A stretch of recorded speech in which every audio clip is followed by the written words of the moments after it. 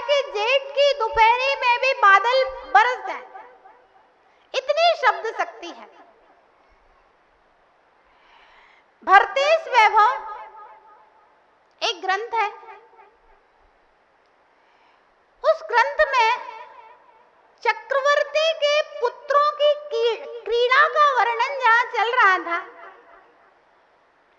वहां मैंने पढ़ा लिखा है, जब चक्रवर्ती के पुत्र जंगल में क्रीड़ा करने के लिए जाते हैं, एक भाई कहता है कि भैया आप ऐसा राग गाइए कि ये हरा भरा वृक्ष सूख जाए। और उसने ऐसा राग गाया कि देखते ही देखते हरा भरा वृक्ष सूख गया। फिर उसने कहा भैया अब तुम ऐसा राग गाओ कि ये सूखा हुआ वृक्ष पहले की तरह हरा भरा हो जाए। और उसने ऐसा राग गाया कि सूखा हुआ वृक्ष देखते ही देखते हरा भरा हो गया। शब्द शक्ति बहुत प्रभावशाली होती है। शब्द शक्ति, एक शब्द अमृत करे एक हृदय में घाव। इसलिए कहते हैं बोलते समय बहुत सोच विचार के बोलना चाहिए। और जो लोग सोच विचार के नहीं बोलते हैं, या तो फिर स्वयं पश्चाताप करते हैं या फिर किसी उत्पात का कारण बन जाते हैं।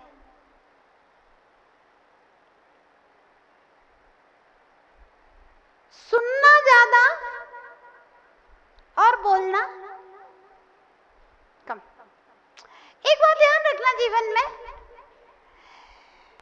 यूं तो बोलने और सुनने में अपन कोई निश्चित नियमावली नहीं दे सकते, लेकिन भगवान महावीर ने जो सत्य के विषय में कहा है ना, वो एकदम एग्जैक्ट सही है। क्रोध प्रत्याख्यान, हास्य प्रत्याख्यान, लोभ प्रत्याख्यान और भय प्रत्याख्यान। पांचवा दिया अनुवीची भाषण। सत्य बोलने के लिए 5 बातें कही। क्रोध का त्याग कर दो, क्योंकि क्रोध के आवेश में आदमी बोलता है, क्या बोलता है पता नहीं।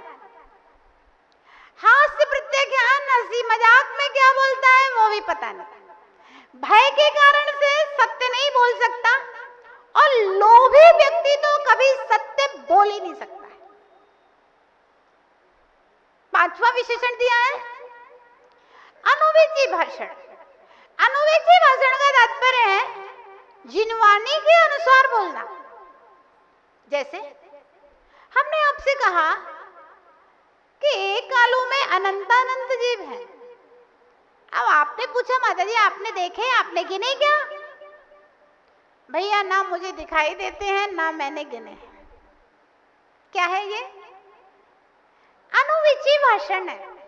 हमने कहा 7 नरक होते हैं, नरकों में इतनी इतनी वेदना होती है, स्वर्गों में ऐसा सुख है, सोने के महल है, रत्नों के महल है।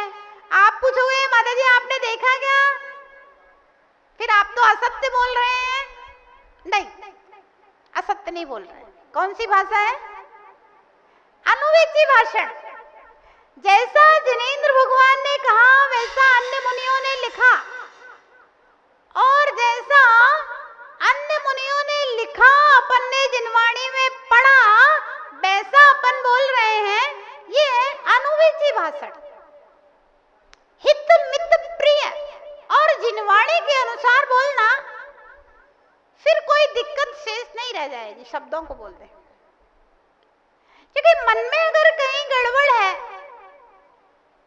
तो वही शब्द घाव कर जाता है, और वही शब्द हंसी मजाक में टल जाता है। हाँ, माँ अपने बेटे को कहती है कि मर जाए ये तो, लेकिन माँ का भाव मारने का नहीं है। माँ अपने बेटे को गधा है ये तो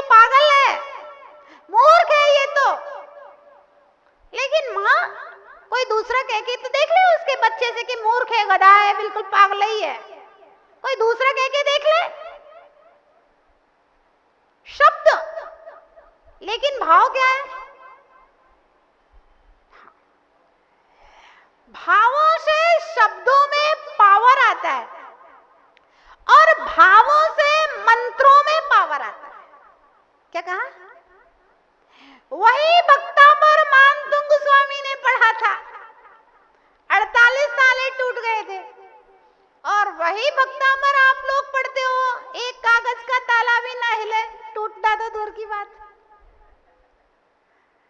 एक कागज का ताला हिलेगा भी नहीं, फटेगा भी नहीं, वो कागज का ताला टूटना तो दूर की बात है। तो ध्यान रहे, जैसे भावों से शब्दों में वाक्य में पावर आता है, ऐसे ही भावों से मंत्रों में पावर आता है। हम नमो अरिहंताणम बोल रहे हैं तो अरहंतों के प्रति कितनी गहरी श्रद्धा है। नमो सिद्धाणम बोल रहे हैं, सिद्धों के प्रति कितनी गहरी श्रद्धा है। नमो ऐरियाणम, नमो वज्रायणम, नमो लोय सवसावणम, कितनी गहरी श्रद्धा है आचार्य उपाध्याय और साधु परमेष्ठी के प्रति। उससे मंत्र में पावर पैदा होता है, पुण्य में पावर पैदा होता है, साथी से पुण्य का संचय होता है उसके माध्यम से। कितना पावर से आप पढ़ रहे हो, प्लस कितने विधि विधान से आप पढ़ रहे हैं। द्रव्य, क्षेत्र, काल, भाव। द्रव्य का प्रभाव भावों के ऊपर पड़ता है, क्षेत्र का प्रभाव भावों के ऊपर पड़ता है, काल का प्रभाव भावों के ऊपर। नमोकार का जाप करें, उसमें हमारा कैसा द्रव्य हो तो देखते हैं, क्योंकि मंत्रों की विधि में वस्त्र, आसन, दिशा, माला, दीप, धूप, सबका अपना बड़ा महत्व हुआ करता है।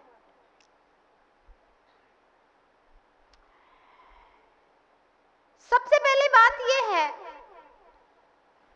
जब भी हम जाप करें तो कम से कम प्रातः काल के स्नान किए हुए हों, और अगर कहीं अशुद्धि में गए हैं तो कम से कम पानी डाल लें जिससे स्नान जैसा हो जाए। अब सवाल आता है कि कैसे वस्त्र पहने, किन वस्त्रों को क्या फल होता है। कहा है, नीले कपड़े पहनकर जाप करने से दुख होता है, हरे रंग के वस्त्रों से जाप करने से मान भंग होता है, श्वेत वस्त्र से जाप करने से यश की वृद्धि होती है, पीले वस्त्रों से जाप करने से हर्ष लाभ होता है, और लाल वस्त्रों से जाप भी श्रेष्ठ कहा गया। एक बात जीवन में हमेशा ध्यान रखना, चाहे आहार दान का अवसर हो, अथवा जिनेंद्र भगवान के पूजा विधान का अवसर हो, अथवा माला जाप स्तुति स्तोत्र अथवा भगवान के दर्शन का भी अवसर हो, स्वाध्याय का अवसर हो, संपूर्ण धार्मिक क्रियाओं में लाल, पीले और श्वेत वस्त्रों का उल्लेख आया है। अब लाल में थोड़ा बहुत ऑरेंज, गुलाबी, उस लाल पीले में एडजस्ट कर देते हैं, केसरिया रंग है ना। तो केसरिया रंग, लाल, पीले और सफेद वस्त्रों का उल्लेख आया है। चाहे जाप करना हो, चाहे स्वाध्याय करना हो, महिलाएं कहती हैं मत जी पीली पीली साड़ियां तो इकट्ठी हो जाती हैं। अरे पीली साड़ी नहीं सुहा रही, हाँ, लेकिन धर्म के लिए, पूजा पाठ के लिए जो प्रशस्त रंग कहे गए हैं वो लाल, पीला और श्वेत, ये रंग कहे गए।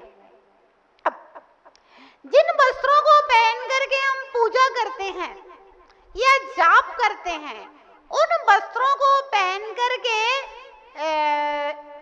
मल मूत्र नहीं जाना चाहिए। उन वस्त्रों को पहन करके भोजन नहीं करना चाहिए। उन शुद्ध वस्त्रों को बिस्तरों के ऊपर न रखें, सोफे पर्दे आदि से न छुलाएं। साधारण से भी अगर आप जाप करते हैं, स्वाध्याय करते हैं, तो अपने एक जोड़ी कपड़े अलग रख सकते हैं और उनको पहन के फटाफट अपना स्वाध्याय जाप वगैरह कर ले। क्योंकि आजकल घरों में कोई शुद्धियां तो है नहीं है आप लोगों के घरों में। बे सब अटैच लेटवात, उसी में लैट्रिन हुआ है, कपड़े पहने पहने उसी में आ जाते हैं, सब सत्यानाश है।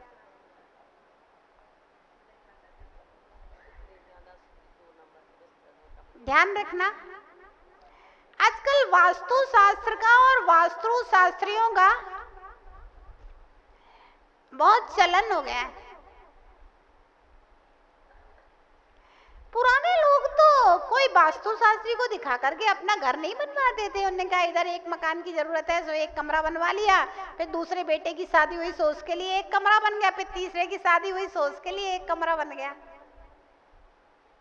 कोई वास्तु शास्त्र नहीं होता था, फिर भी घर में सब कुछ अच्छा रहा करता था, कोई दिक्कत नहीं होती थी। और अब वास्तु शास्त्री को दिखा के आपने घर बनवाया, फिर भी कलेश हो रहा है, फिर भी परेशान हो, फिर भी दिक्कतें आ रही हैं। ध्यान रखना, अगर तुम्हारा कर्म शास्त्र सुधर जाए और तुम्हारे भाव शास्त्र सुधर जाए तो वास्तु शास्त्र गलत भी होगा तो भी घर में रोज आनंद मंगल बरसेगा। और जब तक तेरा धर्म शास्त्र गड़बड़ है, भाव शास्त्र गड़बड़ है, कर्म शास्त्र गड़बड़ है, पूरे वास्तु शास्त्र के अनुसार घर बनवा लेना, फिर भी रोज अनर्थ होंगे। एक बार हम लोग तीसरी में थे, एक कलकत्ता के वास्तु शास्त्री हैं बहुत बड़े, उनके किचन में आग लग गई। तो उस समय ये विनय श्री ब्रह्मचारिणी थी, तो कहती है भाई साहब आप वास्तु शास्त्री हैं और एक आदमी के घर का नक्शा बनाने के 11,000 रुपए लेते हो। बोले आपने अपना किचन क्या वास्तु शास्त्र के अनुसार नहीं बनाया था? तो बोले नहीं था तो वास्तु शास्त्र के अनुसार। अब ये तो कर्म का उदय है। मेरे घर में आग लगे तो कर्म का उदय है और तुम्हारे घर में आग लगे तो तुम्हारा वास्तु शास्त्र खराब है। किचन गड़बड़ है। ध्यान रखना, कर्म शास्त्र सुधर जाए तो सारे वास्तु शास्त्र सुधर जाएंगे। और कर्म शास्त्र जब तक गड़बड़ है, कलह है, कलेश है मन में, मानसिक क्लेश सबसे बुरी चीज है। ध्यान रखना, चाहे वह घर में हो, चाहे समाज में हो, चाहे देश में हो, चाहे राष्ट्र में हो, मानसिक क्लेश बहुत बुरी चीज है। मानसिक क्लेश जब तक रहेगा घर में, पति पत्नी के बीच में हो, सास बहू के बीच में हो, भाई भाई के बीच में हो, जब तक मानसिक क्लेश रहेगा आप 1000 वास्तु शास्त्रियों को बुलवा करके और बिल्कुल एग्जैक्ट घर बनवा लेना, वह भी आपका पूरा वास्तु गड़बड़ रहेगा। मानसिक क्लेश इंसान के अंदर नहीं होना चाहिए। मन में खुशी कैसे होगी, मन मेरा प्रसन्न कैसे होगा, एक दूसरे के प्रति प्रेम भाव कैसे होगा, एक दूसरे के प्रति एडजस्टमेंट कैसे हो, ये सबसे बड़ी चीज है। और ध्यान रखना, वास्तु शास्त्री आपका घर का नक्शा बना देगा किसके अनुसार? वास्तु शास्त्र के अनुसार क्या आपके अनुसार? पंडित जी साहब, हाँ, आपके अनुसार, वास्तु शास्त्र के अनुसार नहीं।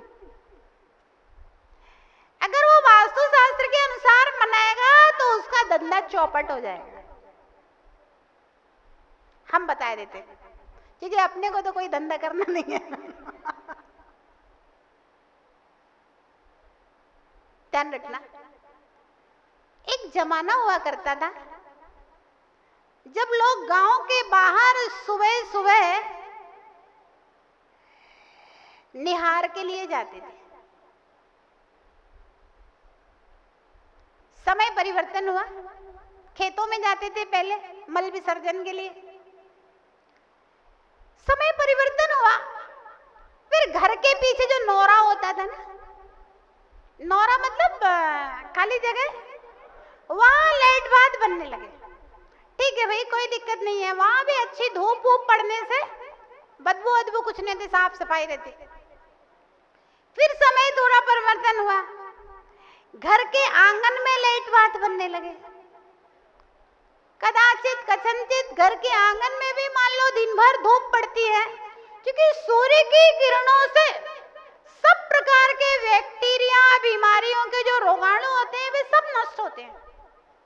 वो सब घर के आंगन में भी मान लो दिन भर की धूप से बैक्टीरिया नष्ट हो जाते थे।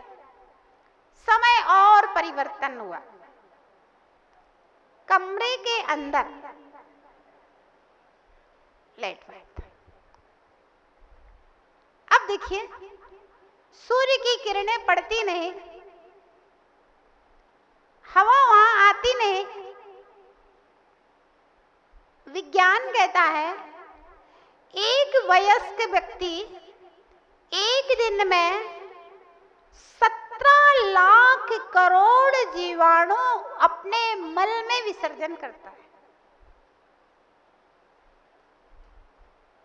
ये साइंस का रिसर्च है। अब देखिए, कमरे के अंदर लाइट बात है, कोई बाहर छुटकी मुटकी खिड़कियों लगा देते, उनसे होना ही है। जब तक बढ़िया धूप ना पड़े, तपन ना हो, तब तक रोगाणु जीवाणु नष्ट कैसे होंगे? और वे जीवाणु रोगाणु उसमें गुणित क्रम से बढ़ते हैं, गुणित क्रम से बढ़ते हैं। और जैसे गेट खुलेगा, बाहर आएंगे, आपके बिस्तर के ऊपर चिपक जाएंगे, खाने की सामग्री के ऊपर चिपक जाएंगे, आप खाएंगे, अंदर चले जाएंगे। नहीं तो सोते समय श्वास के माध्यम से भी बहुत सारे रोगाणु जीवाणु अंदर चले जाते हैं।